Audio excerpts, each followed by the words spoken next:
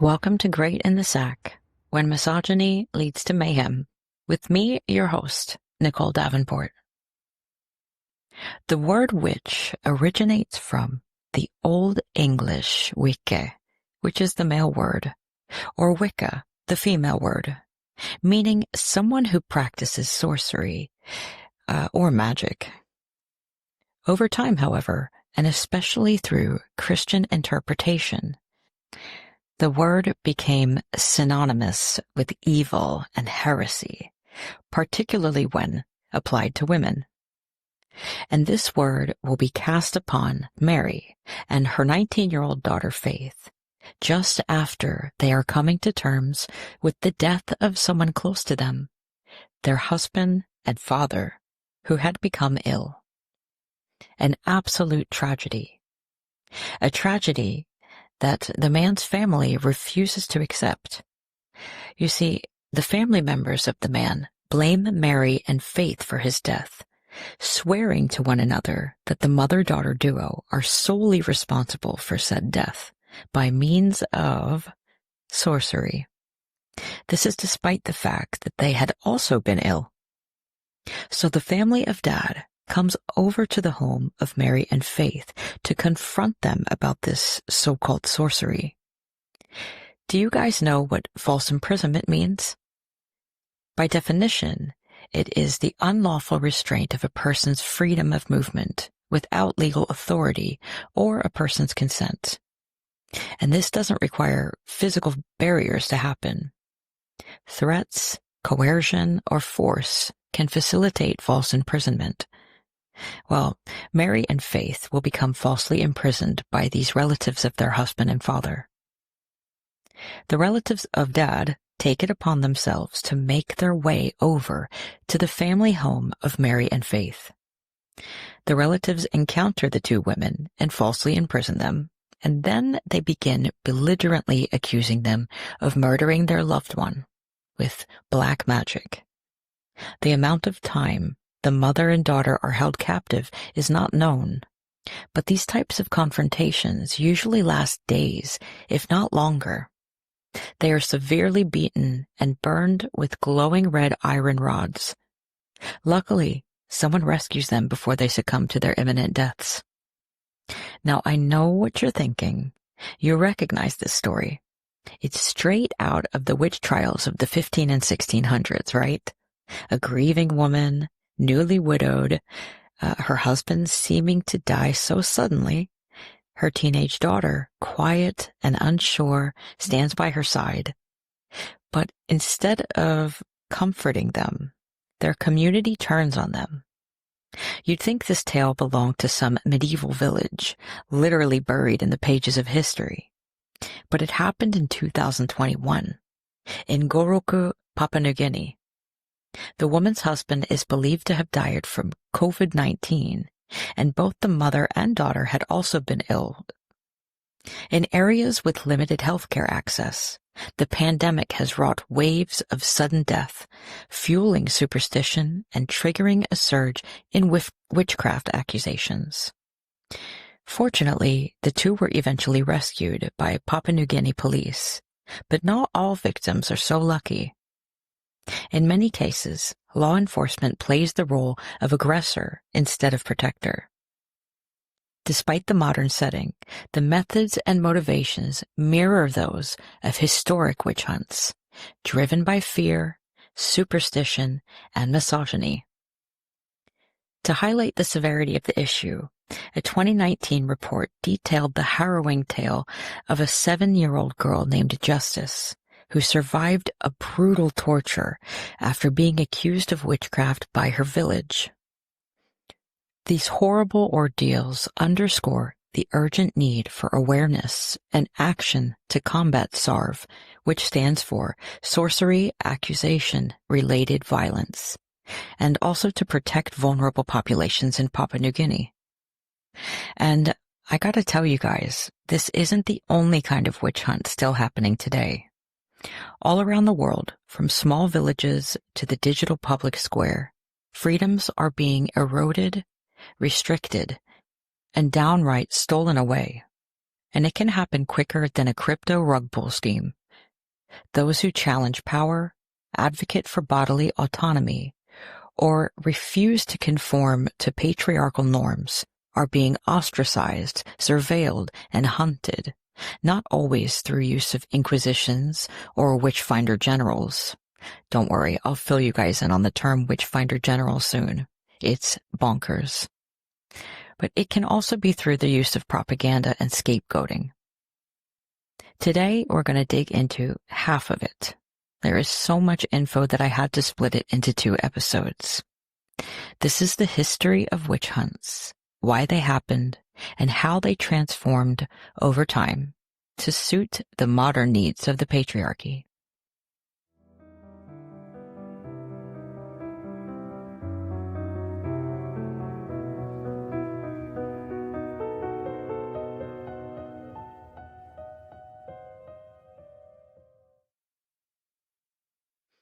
Content warning: discussions of violence, SA, and religious abuse. To truly understand the roots and purpose of witch hunts, we have to go way back before the 1500s, long before Europe's infamous witch trials. Ideas about magic, healing, and the supernatural existed in various forms across many different cultures. In ancient times, magic wasn't always tied to gender. Men and women alike practiced rituals, used herbs, and communicated with the unseen forces that governed life and death. Magic was often seen as a neutral force, neither inherently good nor evil, used to heal, protect, or invoke blessings. These practices were often seen as a part of a balanced spiritual world, rather than inherently suspicious.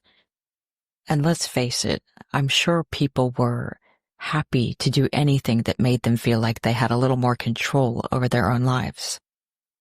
In some ancient cultures, like those with rigid caste or class systems especially, individuals, including women who practiced magic, could still be viewed with suspicion. This was especially so if they wielded some type of power outside of societal norms. Witchcraft or sorcery accusations could be sometimes used to control individuals who stepped outside the accepted societal roles, enforced by patriarchy and, of course, later on, colonialism, whether that was a woman who was perceived too powerful or too outspoken, or anyone who seemed to threaten the status quo. The Hebrew scriptures, Exodus, Leviticus, Deuteronomy, were texts that warned against sorcery and prescribed death for those accused. By around 200 to 500 CE, the Talmud picked up the thread, outlining punishments for witchcraft, showing that the idea of magic being dangerous wasn't such an isolated concept. Fast forward to about 910 CE, when Regino of Prüm recorded the Canon Episcopi, a text that basically said, "Hey guys, people talking about flying at night and casting spells? Well, they're delusional. There are no real witches. Carry on." At that point, the church still officially taught that most stories of sorcery were fantasy, dangerous for the soul maybe, but not a literal reality. This skepticism held for a while. Medieval scholars like John of Salisbury, writing in the 1150s, doubted witches actually rode out into the night on supernatural missions. Even Gratian's canon law collections from around 1140 treated most sorcery stories with suspicion. But things started shifting. By the 1230s, the Catholic Church launched its official inquisition to root out heresy. A few decades later, in 1258, Pope Alexander IV opened the door even wider, declaring that sorcery and making deals with demons could be considered heresy too. Suddenly, witchcraft wasn't just a silly superstition anymore. It was a threat to the church itself. Through the late 1200s and into the 1300s, influential figures like Thomas Aquinas helped solidify the idea that consulting demons was outright apostasy. Meanwhile, charges of witchcraft started cropping up in political trials too, like during the destruction of the Knights Templar, where they were accused of heresy, sorcery, and devil worship. Christianity's dualistic view of the world, the old good versus evil, cast anything practiced outside the church's doctrines as heresy or sin. Women, particularly those in healing roles like midwives or herbalists, began to increasingly be viewed as tools of the devil. And speaking of the so-called devil, here's a small side rant about the concept of the devil. In early Jewish tradition, Satan, or Ha-Satan, wasn't the red guy with the pitchfork. He was more like an adversarial figure, or even a prosecutor in God's divine court, also sometimes referred to as the accuser. Think of the book of Job, where he's kind of just testing people with God's permission. The idea of a singular, powerful, personified devil didn't really become fully formed until later. During early Christian theology, when Christianity began expanding, there was a need to define the enemy in clearer terms. Having a scapegoat like Satan allowed early Christian thinkers to avoid blaming God for all of the horrors of the world: war, disease, natural disasters. You get the idea. This tracks with what theologians call the problem of evil. If God is all good and all powerful, then why does he allow terrible things to happen? One solution? Invent a cosmic villain who could take the blame. Okay, anyway, so suddenly these women who practiced anything outside of the church doctrine became suspect of witchcraft, even though their skills were once valued. This was seen as the alignment with evil forces in the eyes of a religion now set on dominating the spiritual and moral landscape. So, before witch became a death sentence, Europe was already burning. It just wasn't witches they were after, yet. Meanwhile, the Black Death hit Europe in the 1340s, killing nearly half of the population. People were primed to believe in hidden enemies conspiring against Christendom. Witchcraft accusations became a handy way to explain the chaos and suffering. These paranoid types of behavior are symptoms of power and control over its people. By the summer of 1428, the Valais region in Switzerland was consumed by witch panic. This is what seems to have helped ignite the broader European witch hunts in the centuries to come. A formal procedure was set. Being slandered by as few as 3 or 4 neighbors could lead to arrest. Even nobles weren't exempt. But relax, there were rules. Torture was only authorized if at least 5 reputable people or 3 previously executed witches accused someone. Victims, according to chronicler Johannes Freund, were accused of murder, heresy, and sorcery. They were said to make pacts with the devil, who appeared as a black animal like a bear or a ram, and were also urged to avoid church. Clutching the pearls here. Under torture, some confessed to horrific acts, from infanticide to cannibalism to infertility and crop failure and livestock ruin. Others supposedly described flying on enchanted chairs, meeting in basements for devilish Sabbaths, drinking stolen wine, and even transforming into werewolves.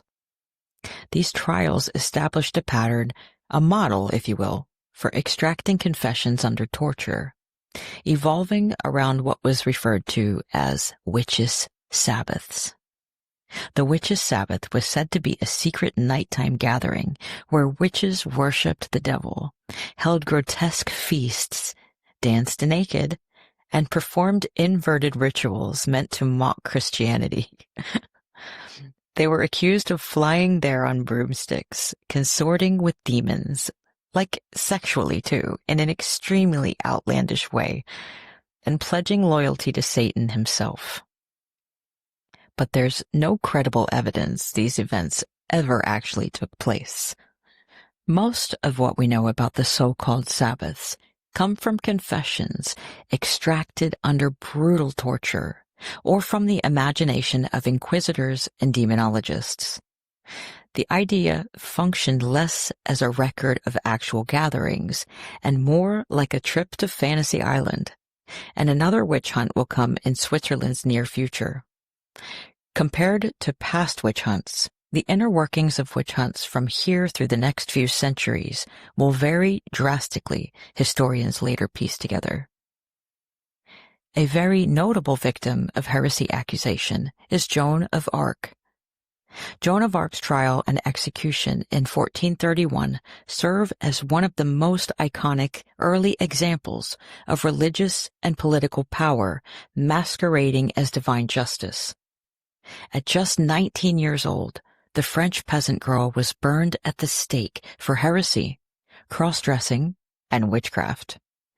Charges largely fabricated by English ecclesiastical authorities in retaliation for her military victories under so-called divine inspiration.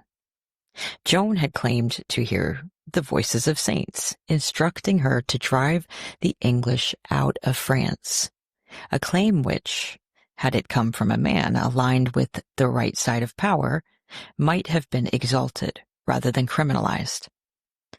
Her persecution was not merely a matter of theological disagreement, but of misogyny and nationalism even. In death, she was canonized as a martyr and saint, but only after the Catholic Church needed to rewrite the narrative that it helped create. The world changed forever in the mid-15th century when Johannes Gutenberg, an inventor from Mainz in the area that is present-day Germany, introduced the printing press to Europe around 1440. His invention, often called the Gutenberg press, was a movable type printing machine that revolutionized how information was shared. Before this, books were hand-copied, a process so slow and so expensive that knowledge was hoarded by the elite and the church, of course. But suddenly, with Gutenberg's press, ideas could travel fast, dangerous ones too. So what do you guys think the very first thing that was printed was? If you guessed the Bible, you are correct. Come collect your prize. Anyway, soon after that, the first salacious witch-hunting manifesto would be written. The, quote, Gutenbergers, end quote, those who embraced and spread this new printed world, helped fuel the fires of reform, rebellion, and yes, witch hysteria. The printing press literally distributed harmful, misogynistic ideologies at a new alarming rate. And that made it one of the most powerful tools of persecution and propaganda ever created. More on that soon.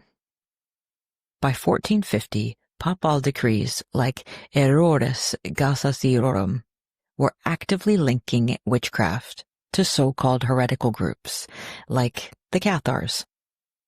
Now let's briefly dissect this. So few heretics shook the Catholic Church like the Cathars. Flourishing in southern France during the 12th and 13th centuries, the Cathars believed in a radical dualism, that the world was a battlefield between a good spiritual God and an evil material one. To them, the church was bloated, corrupt, and obsessed with the physical world. They even rejected the sacraments, basically seeing communion as too extra, which pissed off the Pope. They saw the body itself as a prison for the soul. Their priests, called perfecti, lived in an almost terrifying purity. No meat, no sex, no possessions. When the church came for them, they didn't run. Facing torture, the Cathars calmly prepared for death. They blessed themselves with the consolamentum, their final spiritual rite, and walked into the fire without screams, just to get it over with, as if they knew the soul was already free. But the Church, through the Pope, Pope Innocent III to be exact, had already wiped them out. It's like a cosmic joke that dude was given the name Innocent by the Church. But even centuries later, in 1450, by means of this papal decree, it still couldn't let the Cathars go, using their legacy to resurrect the harmful ideas about groups labeled as other. Only now, the heretics had become witches, and so the old skepticism about witches being harmless delusions faded pretty quickly. This linking of heresy and witchcraft was a first, and it served as the perfect tool for what was to come.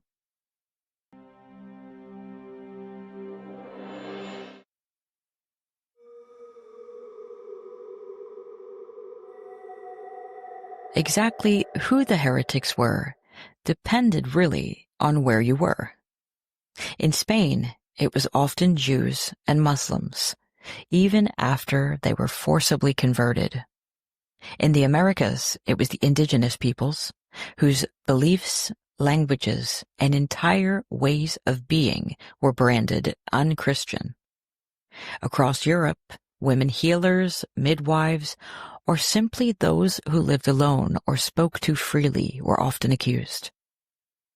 By the late 15th century, Europe had become well-versed in religious violence and cleansing. And one of the most infamous examples of these things was the Spanish Inquisition, launched in 1478 under Ferdinand and Isabella.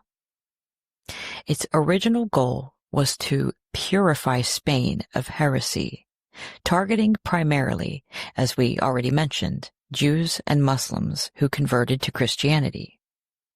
By the way, this was done forcibly in the first place due to, that's right, colonialism, that bastard child of the Patriarchy. But basically anyone suspected of secretly practicing their old faiths could find themselves burning at the stake. The Inquisition left a brutal legacy of torture, forced confessions, and executions. It also set a worrisome template for later hunts of the other. To understand just how brutal the Spanish Inquisition became, consider this. Even Ferdinand and Isabella, who were notoriously fanatical about crusading, began to express concern over their own personally funded unofficial conquistador, Christopher Columbus. Word of his brutality towards the indigenous people of New Spain, aka present-day Mexico, had eventually made its way back to Spain, and many were shocked. I mean, these were rulers who obviously had no issue funding voyages that led to absolute atrocities across the Americas. But Columbus himself, often sanitized in history books, left behind a legacy soaked in blood, initiating the transatlantic slave trade, mainly by forcing indigenous women and girls into sexual slavery, and overseeing brutal mutilations and massacres. And yet, even these monarchs, Ferdinand and Isabella, whose appetite for conquest seemed boundless, seemed to think Columbus's actions were becoming a bit much. In 1484, Pope Innocent VIII, yes, they did it 8 times and will do it even more, issued a papal bull called Summis Desiderantes Affectibus. This officially authorized 2 Dominican inquisitors, Heinrich Kramer and Jacob Sprenger, to prosecute witchcraft in the Holy Roman Empire, which is present-day Germany. Also, the Holy Roman Empire should not be confused with the ancient Roman Empire. I am an American and I approve this message because I absolutely had to go and research the difference. We're learning together. Anyway, these two inquisitors will use this to their advantage, and also, not surprisingly, for profit, which we will discuss here shortly. While the Spanish Inquisition rages on, let's go back on over to Switzerland, because even though they were separated by nearly 300 kilometers of rugged alpine terrain, a journey of up to 2 weeks by horse, mind you, both Valais and the area to which the witch-hunting ideas seemed to spread to, St. Gallen, were echo chambers for the same paranoid delusions. Thanks to works by the same chroniqueur, Johannes Freund, it can be seen that both regions would play a grim role in what historians now recognize as a turning point, the birth of diabolical witchcraft. Sounds exciting, doesn't it? Before this, accusations were mostly rooted in the so-called popular tradition. Curses, poisoned food, spoiled crops, or stillborn animals even. But in 1428, in Valais, and just a little over a few decades later in St. Gallen, during 1465, something changed. The church and inquisitorial authorities began insisting that witches didn't just cause harm. They did these acts through the devil. In St. Gallen, Persona Gapifer was one of the first victims of this new and improved doctrine. She was initially accused of folk crimes, causing illness, perhaps attempting to snatch a child. She denied it all, though. Those who accused her were close to her, perhaps too close. It was her own husband and son-in-law who both lived with her. A neighbor also accused her. Eventually, and likely under torture, she confessed, but not just to harming children, also to consuming their flesh at a witch's Sabbath, presided over by the devil himself. No witnesses had even accused her of anything remotely so elaborate, but the brain reacts in strange ways to survive. Persona was executed by burning at the stake, but the real spark had already been lit, hadn't it? These trials helped formalize the very concept of the witch as a satanic conspirator, not merely a local healer or feared outsider, but a literal agent of hell. Diabolical witchcraft as an ideology was born here, and it would travel far and burn many. Armed with that papal bull, Summis Desiderantes, issued by Pope Innocent VIII a few years prior, Kramer and Springer, those two authorized inquisitors, published one of the most notorious books ever printed, the Malleus Maleficarum, or the Hammer of Witches as it translates to.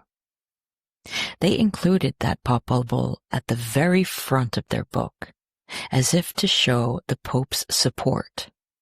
But the Pope didn't authorize the book itself. He simply confirmed their power to conduct inquisitorial work. By placing it front and center on the book, Kramer made it seem like the Pope endorsed the book's contents. It was a clever, if misleading, move. By the way, Kramer and Kramer are the same person. Sometimes, apparently, I pronounce it differently. I have lived in Sweden for the last 13 or 14 years, so sometimes weird accents come out, though I imagine his name is pronounced Kramer. Heinrich Kramer, the primary author who we just spoke of, had already gained a reputation for his obsessive interest in rooting out witches, especially women. After a humiliating fallout during trials in Innsbruck, where local clergy dismissed him as unstable, Cranmer doubled down. He channeled his rage into writing Malleus Maleficarum, pouring out a deeply misogynistic, paranoid worldview that portrayed witches as an existential threat to Christendom. The other author, Jacob Sprenger, a fellow Dominican and university professor in Cologne, was likely brought in for credibility. Modern scholars argue that his involvement in writing the book was minimal or even symbolic at best. Nonetheless, with the illusion of papal endorsement and the growing fear of heresy and social unrest, the Malleus Maleficarum spread like wildfire, setting the tone for some of the most brutal witch persecutions to come. This manifesto was essentially a how-to manual on identifying, prosecuting, and executing so-called witches, laced with a heavy dose of misogyny. The Malleus taught that women were more likely to be witches because they were, quote, weaker in faith and, quote, carnal by nature, which was really just from the teachings of the church, let's face it. It painted women as inherently suspicious, dangerous, and corruptible, like a conspiracy theory. The book was also deeply ableist. While the text doesn't name disabilities the way we do today, it implies that any deviation from the norm, including physical deformities, unusual behaviors, or mental illness, could be signs of witchcraft or caused by witches. In essence, this created a double bind. If you were different, you might be a witch, or you might be cursed by one. Either way, you were suspect. So, to sum this up, people who had things like Tourette's, schizophrenia, or autism-like behaviors, even birth defects, were sometimes seen as either witches or victims of witches, depending on the spin. But both roles often led to persecution. Thanks to that Gutenberg press, the Malleus spread like a horrible virus across Europe, feeding public hysteria and laying the intellectual foundation for centuries of witch trials to come. While Malleus Maleficarum is infamous for laying the foundation of diabolical witchcraft, the pact with the devil, the nocturnal flights on broomsticks, and women's supposed vulnerability to sin, some of the book's earlier medieval influences were just nuts, literally. One such example comes from a 13th century church manuscript illustration, now nicknamed the medieval penis tree, in which witches were said to steal men's genitals and hide them in birds' nests or tree branches. In one tale, a man was told he could reclaim his stolen member by picking it off the tree, but only the one that belonged to him, not the large one that belonged to the priest. While we find these bizarre accusations of phallic theft hilarious now, they certainly weren't seen as comedic at the time. They reflected the deep paranoia around women's perceived power to emasculate and disrupt fertility. If anything, these illustrations marked a turning point when heresy, folk belief, and sexual anxiety further started to blend together, setting the stage for later, more codified horrors of witchcraft persecution. As Europe moved into the later 15th and also 16th centuries, secular courts started to take up the cause of witch hunting. This was thanks to the Witchcraft Act of 1542. Witchcraft wasn't just a sin anymore. It became a crime against the state, punishable by death. It was repealed 5 years later, but don't worry, we're not done with that yet. It comes back into play when James VI of Scotland becomes James I of England. In any case, as we touched on earlier, the faces of those accused changed from place to place. In Germany and France, it was midwives and healers who were most of the accused. In Scotland, outspoken women and the mentally ill. In what is now Mexico and Peru, it was indigenous people resisting forced conversion. Witchcraft was just the word they used to label anyone who refused to fall in line. Was this about religion? Or was it about exerting power and control? And what's the difference? When that power moved from the church to the state, the hunt just changed into different clothes. Now, real quick, I just want to say that when discussing the witch hunts and heresy accusations of the 16th and 17th centuries, we need to appreciate the chaotic religious back and forth that was happening, particularly in England. So let's spill the tea here because it's entertaining to say the least. You see, it all started with Martin Luther, who, on Halloween in 1517, nailed his 95 Theses concerning the Catholic Church's corruption to the door of the All Saints' Church in Wittenberg in present-day Germany. This was the beginning of the Protestant Reformation. So, later, King Henry VIII, a man whose appetite for wives was matched only by his ego, was at first an opponent of the Reformation, going so far as to write a book attacking Luther and earning himself the title Defender of the Faith by the Pope. Cringe. When the Pope refused to annul his marriage to Catherine of Aragon, however, who seemed unable to provide a male heir, Henry broke from the Catholic Church entirely in 1534, creating the, funny enough, Protestant Church of England, just so he could marry Anne Boleyn. This break caused a seismic shift in the power dynamics of both church and state. The Catholic Church, once the supreme authority in Europe, had just been slapped in the face by the King of England. In reality, the Church of England looked a whole lot like the Catholic Church, but instead of a pope, it was King Henry at the top. Convenient. Oh, and by the way, y'all know who this Catherine was that King Henry was trying to divorce? Yeah, she's the daughter of Isabella of Spain, who, let's not forget, was one of the co-funders of Christopher Columbus's crusades to the New World, to literally cleanse the Catholic religion, the so-called true religion. New World, small world, am I right? That the woman who had blood ties to the monarchy responsible for the Spanish Inquisition would be unceremoniously booted by Henry, who had abandoned their religion altogether in order just to divorce her, is just classic.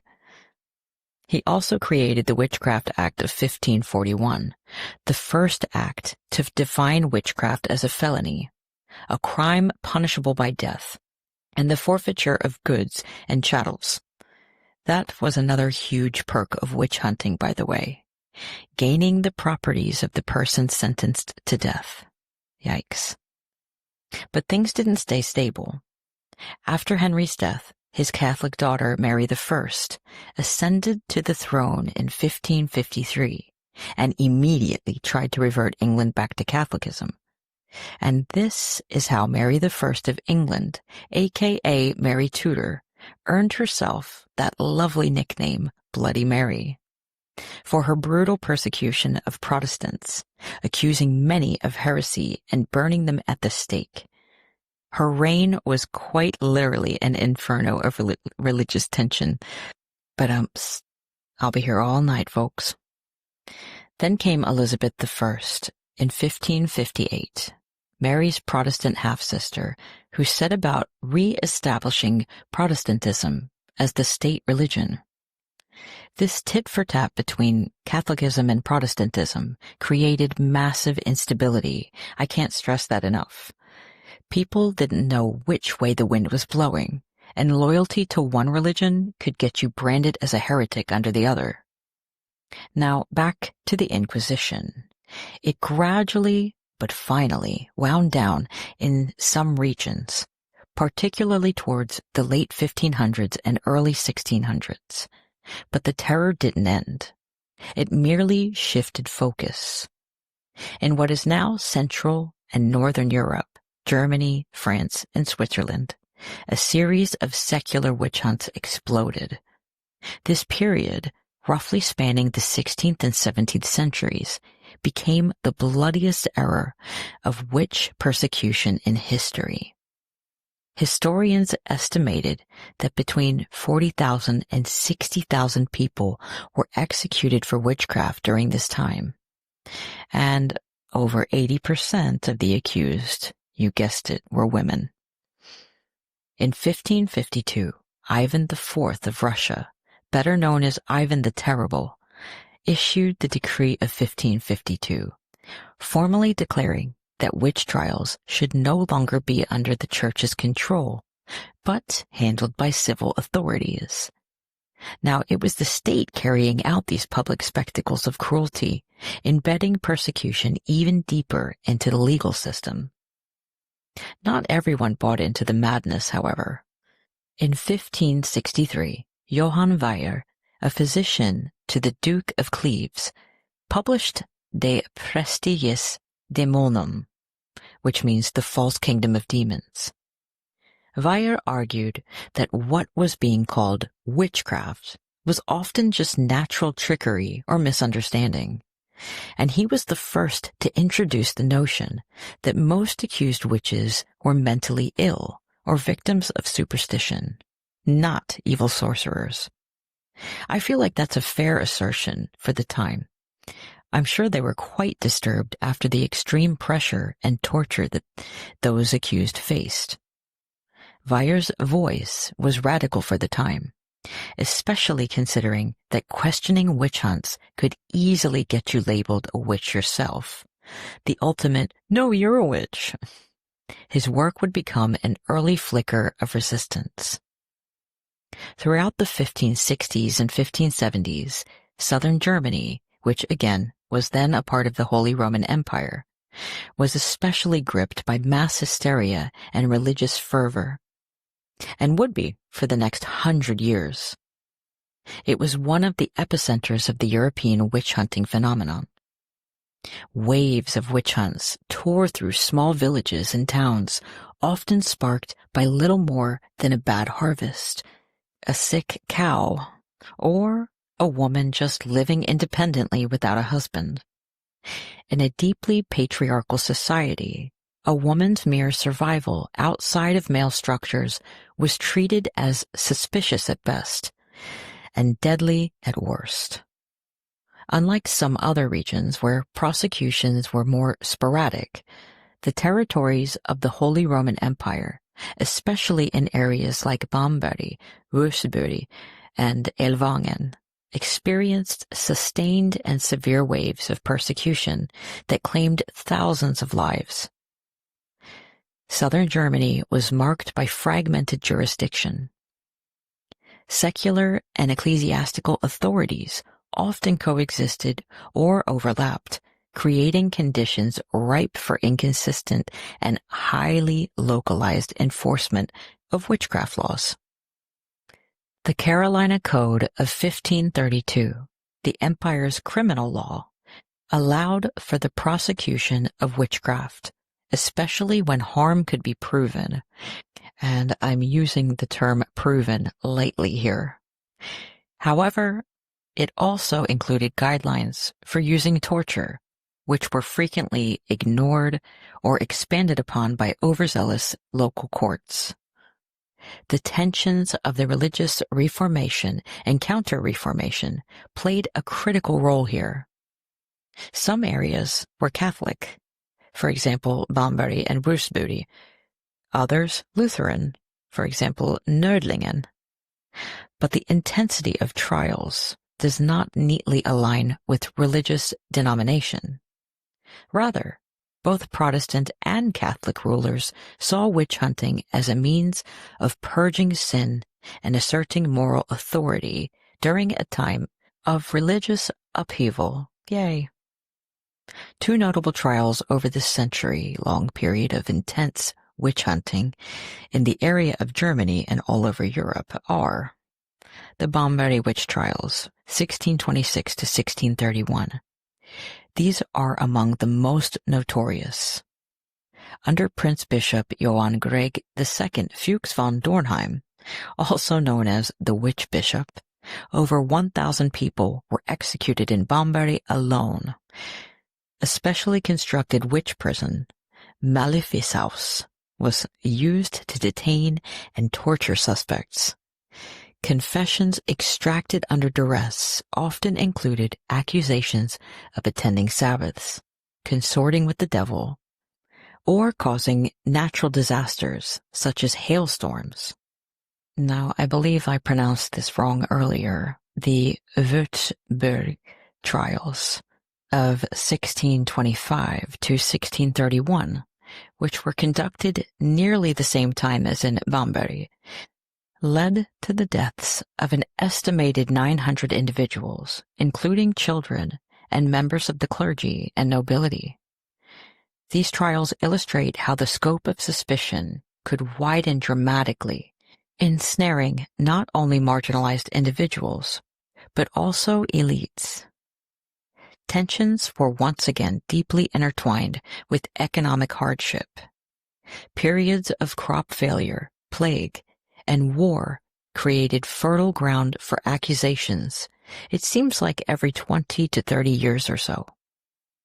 As we know, witchcraft was often used as a framework to explain misfortune and to target socially vulnerable people, particularly older women, widows, and those who were poor or isolated.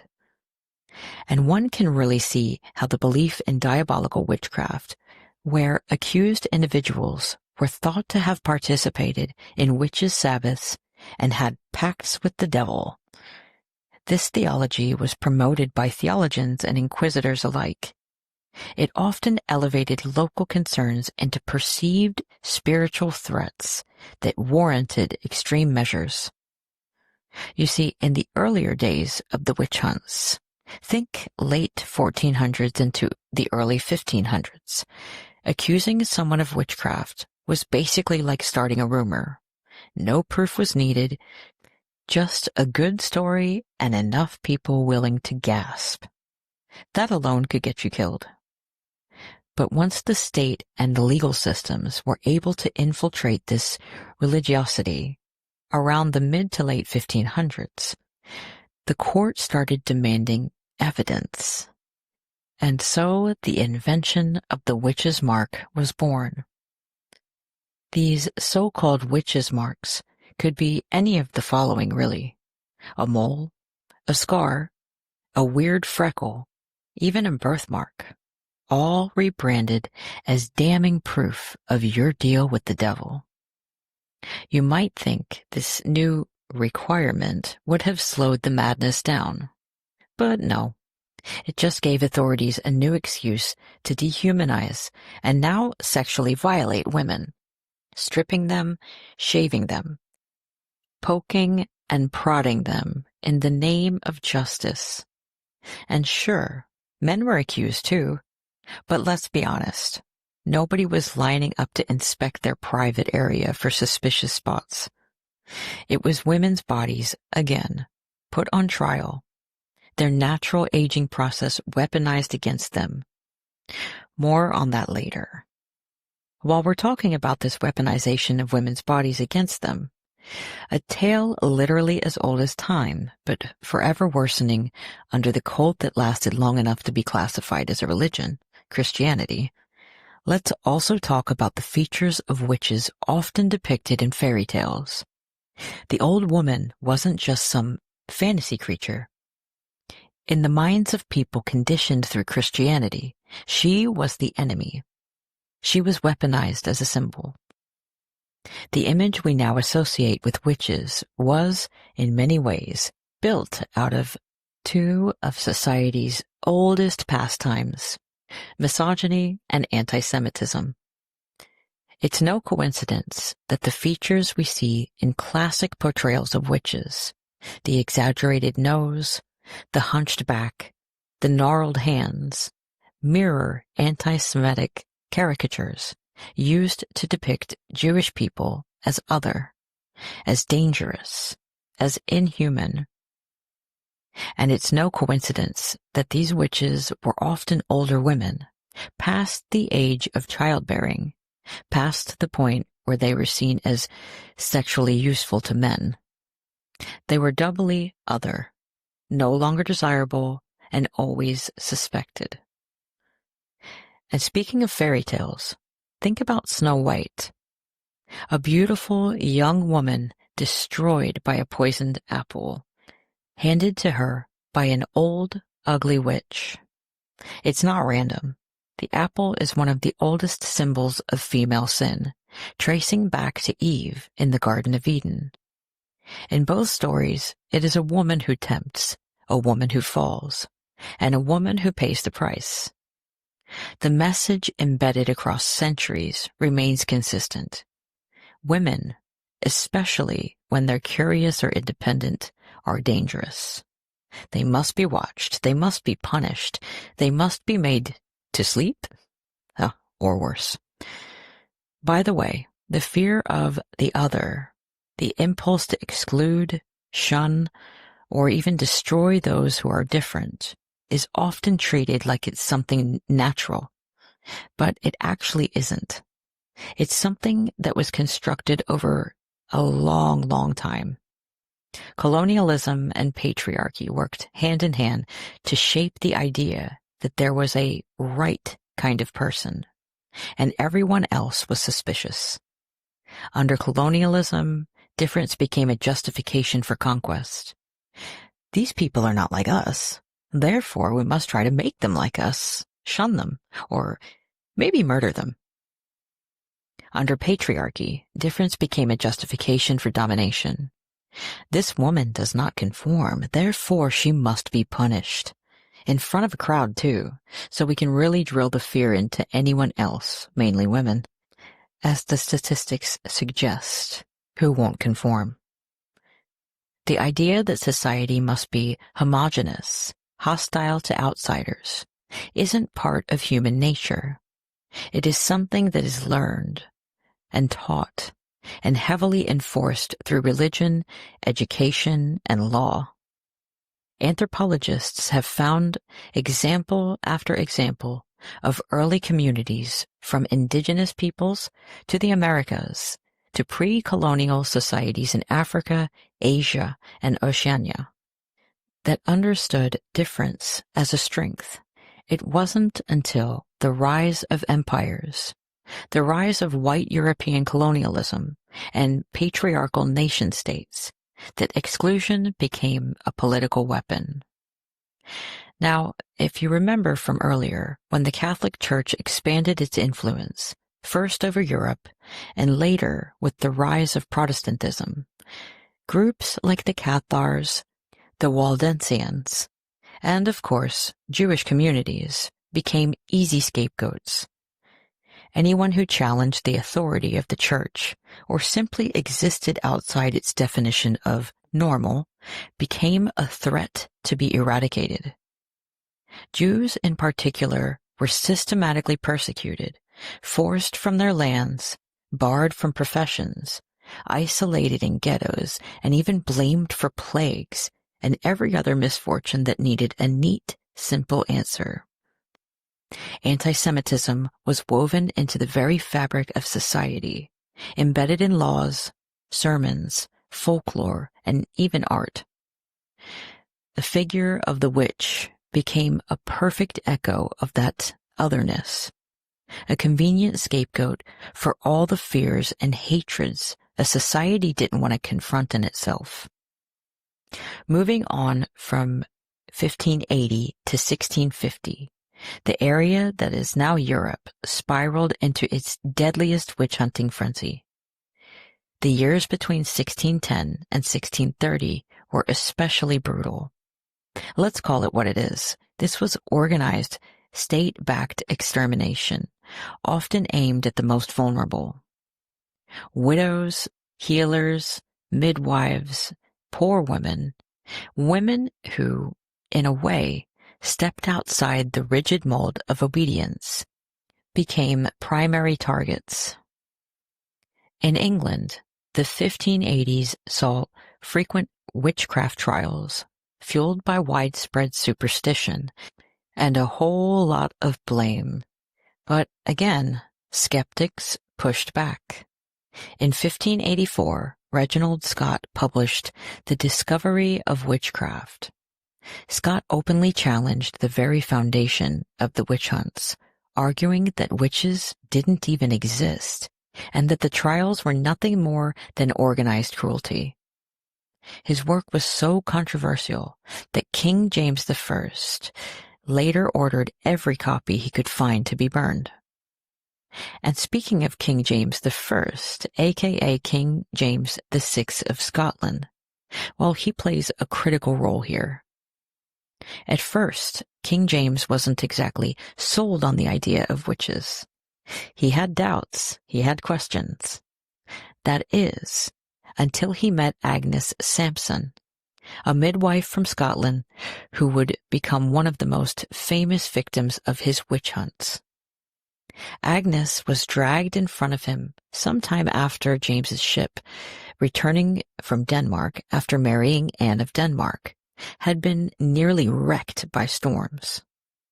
Danish witches had already been blamed overseas for conjuring the bad weather. But when James got back to Scotland, the hunt had to go domestic.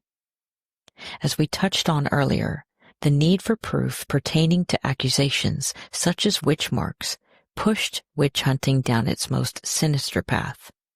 State-approved SA. It put an entirely different spin on the witch hunts and attracted predators, no doubt. Agnes' interrogation included having her head squeezed by some type of vice, being brutally shaved, stripped, and essayed under the guise of searching for witch marks. They were so pervy that they went so far as to imply that the spot found in her private area is where, quote, the devil licked her. The interrogation was pornographized, to say the least. Think about what that must have been like. It wasn't the most hygienic of times. Women didn't start shaving until after they were more present in the public arena, due to, once again, the idea that women should look a certain way, meaning like without underarm hair, though that's a topic for another day. Anyway, it had to be incredibly dehumanizing. Agnes was completely broken from the torture. She refused to confess, but she was so far gone that she wouldn't claim innocence either. She whispered something to the king that changed everything. She revealed what Queen Anne had supposedly said to him on their wedding night. No one outside that room could possibly have known, except the very many servants walking around constantly working. Oh, but anyway, it was at that point that the king's skepticism evaporated, along with his humanity. And then, plot twist, Agnes hinted that she knew intimate details about his disastrous sea voyage, implying that her magic, or her coven's magic anyway, had stirred the storms themselves. Now, keep in mind here that Agnes Sampson was a respected healer and midwife, a woman people in her community respected and actually trusted with their lives. Why would she suddenly confess to conspiring with the devil and conjuring storms? It's easy. Because she was being brutally tortured. We know what torture does, and it doesn't produce truth. It produces desperation. Victims will say anything, to stop the pain, especially when sex is being weaponized against you. This was all James needed. His personal fears, sexual, political, even cosmic, had triggered his confirmation bias. From that moment through the next several years, King James basically became a zealot. Agnes Sampson was basically tortured to death. She was first garroted, and then her body was burned in what's now called the Old Town of Edinburgh. Scotland, on January 28, 1591. Upon making England his new home after the union of the crowns, Scotland and England, James began writing a book titled Demonology, published in 1597. Because when you're a king, why not also try your hand at becoming an amateur demon expert? Forget Shakespeare, we've got royal fan fiction here. In Demonology, James I laid out his hot takes about witches, necromancers, sorcerers, you name it. And big surprise, he was very much in favor of hunting them down like animals. He warned that witches were lurking everywhere, ready to strike at decent Christian society with curses and plagues and a suspicious amount of female independence. And God forbid a woman own a cat. That was basically like a signed confession. James believed witchcraft was a national security issue. He painted witches as enemies of the state, going so far to say that witches commit treason. Treason against God for trying to harm him, the king, the chosen one. In short, King James wrote this little book and handed it off to society like, here's your manual, happy hunting. Call if you need anything. Demonology, the book, helped kill thousands of people easy, mostly women, midwives, herbalists, and the occasional unlucky neighbor with too many warts, maybe. One of the most infamous events during this frenzy was the Pendle witch trials in 1612 in Lancashire, England. Lancashire, I apologize if I'm butchering the name there, in England was considered a wild and popish, aka Catholic-leaning, area at the time, meaning it was already viewed with suspicion by Protestant English authorities. So witch hysteria found fertile ground there. 12 people, mostly women, were accused of witchcraft, charged with causing the deaths of 10 people through magic. 10 of the accused were hanged, 1 died in prison, awaiting trial, and 1 was acquitted.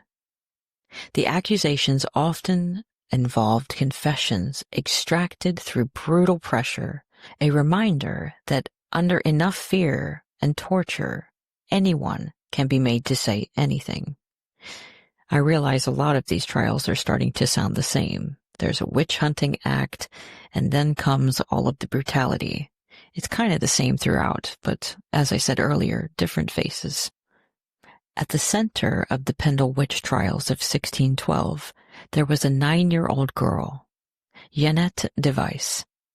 What happened was that Jeannette, coached and weaponized by the authorities, stood up in court and accused her own mother, brother, and neighbors of witchcraft.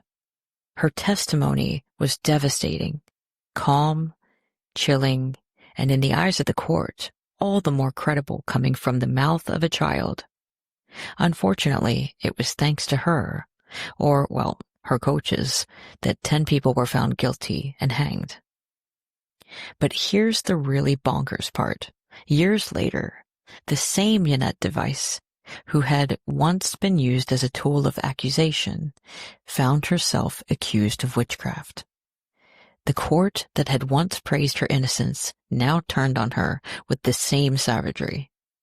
Jeannette was arrested and likely banished or imprisoned, a grim reminder that in this world, survival was a coin flip, and no one was safe. By around 1616, King James began to quietly pull back from the fire he had helped ignite. By 1618, even a handbook was published for English judges on how to properly pursue and punish witches, giving legal gloss to what was essentially judicial murder. A few years earlier, in 1608, Sweden implemented a new witchcraft act inspired by biblical Lutheran scripture, which introduced the death penalty for all forms of sorcery.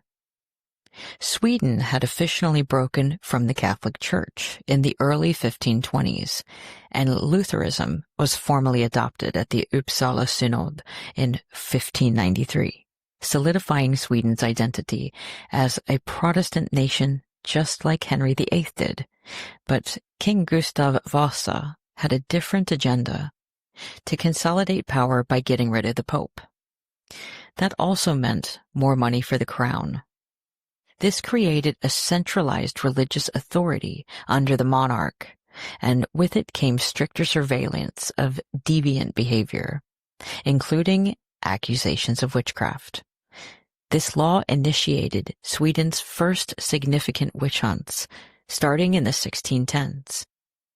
Notable early cases include the trials of Karin Öklikvarna and Elin I Horsnäs. Under Princess Maria Elizabeth's influence, several women were executed, including 7 in the 1617 Finspång witch trials.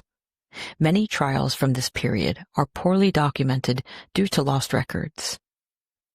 By the 1620s, Sweden's first wave of witch trials tapered off, and for about 40 years, executions became rare. Accusations continued, but most resulted in fines, banishment, or acquittals, especially in regions like Dalarna.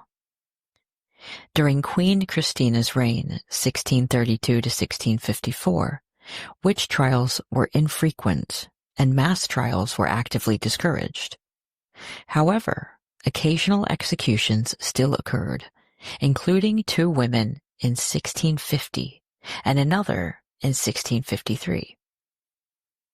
Before the infamous 1668 surge in hysteria that was still to come, fewer than 100 people were estimated to have been executed for witchcraft in Sweden.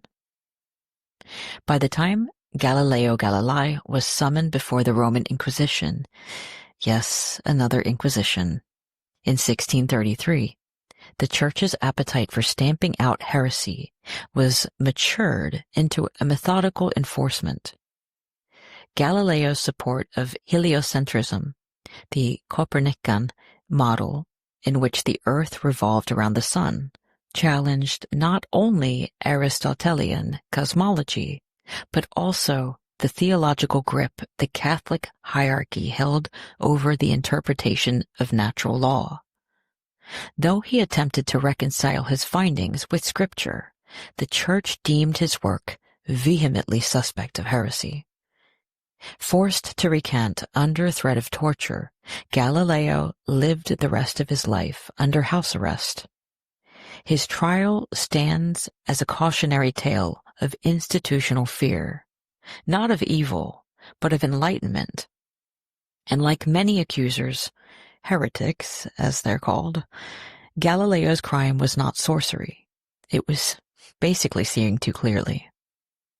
In the village of Pramnik, Poland, in 1634, Zofia Konstantia and Agnieszka Mikołowska were accused of causing damage to a mill and harming a monk through witchcraft. Despite the rural setting, the trial culminated in both women being burned at the stake. This case is particularly notable as it represents one of the few rural witch trials in Poland that led to executions.